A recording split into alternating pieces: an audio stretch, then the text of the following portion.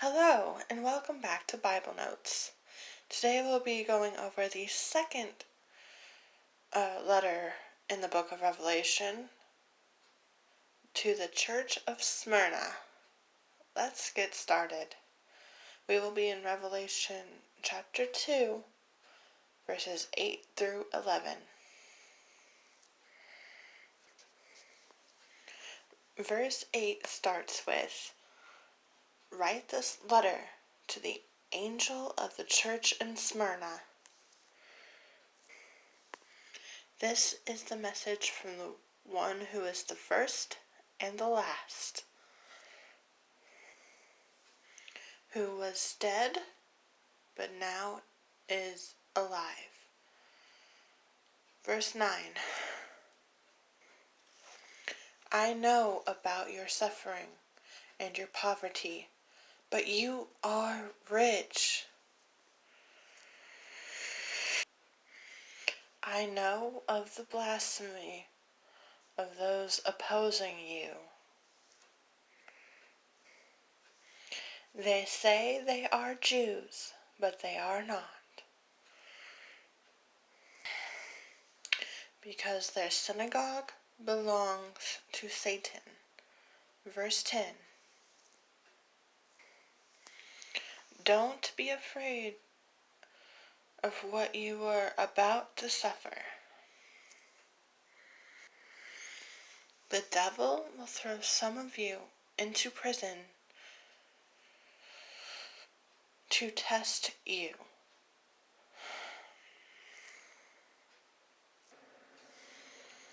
You will suffer for 10 days, but if you remain faithful, even when facing death, I will give you the crown of life." Verse 11. "Anyone with ears to hear must listen to the Spirit and understand what he is saying to the churches. Anyone who is victorious will not be harmed by the second death."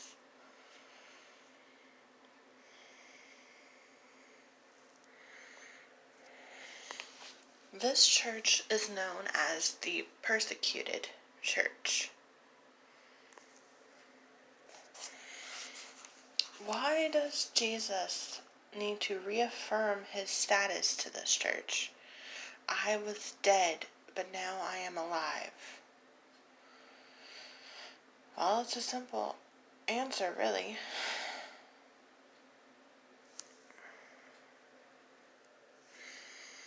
He was doing it to get rid of any rumors and any doubt they might have had. Because in this time period, the worship of Caesar was really big. And this church was being persecuted for not following that example and not buying into the cult worship. So he felt like they needed that reminder.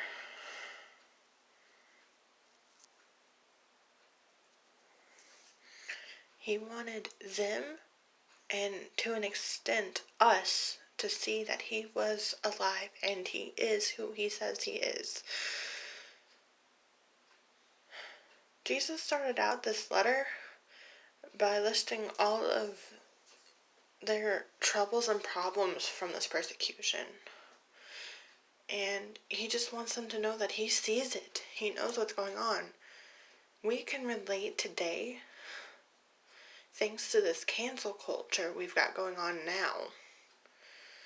Persecution of God's people has never gone away.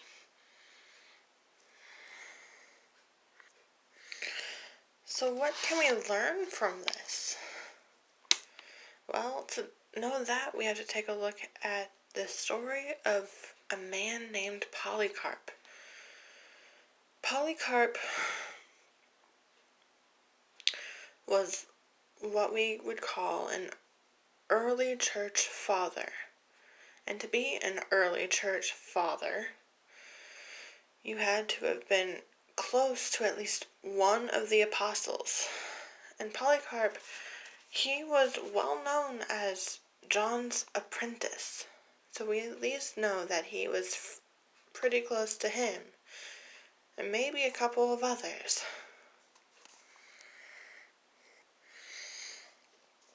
Polycarp was also well known as being a pastor, one of the first pastors of the church in Smyrna. This very church we're talking about in these verses.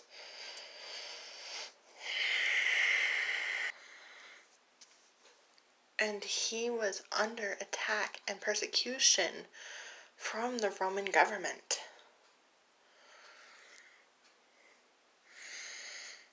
They were trying to get him to renounce his faith. So he decided to leave, to hide.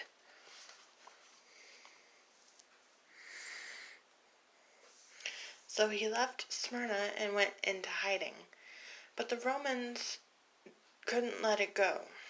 So they followed him and found people who knew where he was hiding. And they decided to arrest them and torture them until they gave up Polycarp. And they took him, arrested him, and brought him back to Rome, where they tried again to get him to give up his faith. And at 86 years old, he said he would not give up his faith. He said that he told the Roman governor, the Roman leaders, that you may threaten me with a fire that only burns for an hour and will be extinguished, but you know nothing of the eternal fire that burns for the punishment of the ungodly.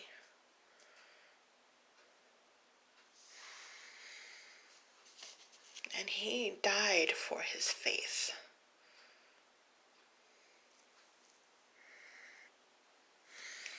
Let's look again at Revelation chapter 2, verse 10. Don't be afraid of what you are about to suffer. The devil will throw some of you into prison to test you. You will suffer for 10 days, but if you remain faithful, even facing death, I will give you the crown of life. Jesus reminded them, and he reminds us now, not to be afraid of what's going on, because what is coming for us is a million times better than anything that is going on right now, and any suffering that we will be going through.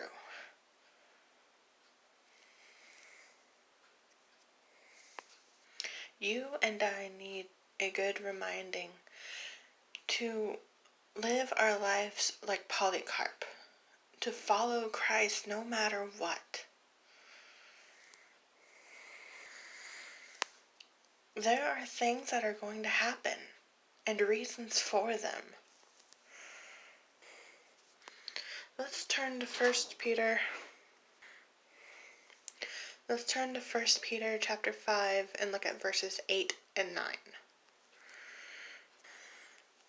Stay alert. Watch out for your great enemy, the devil. He prowls around like a roaring lion, looking for someone to devour. Verse 9. Stand firm against him and be strong in your faith. remember that your family of believers all over the world are going through the same kind of suffering as you.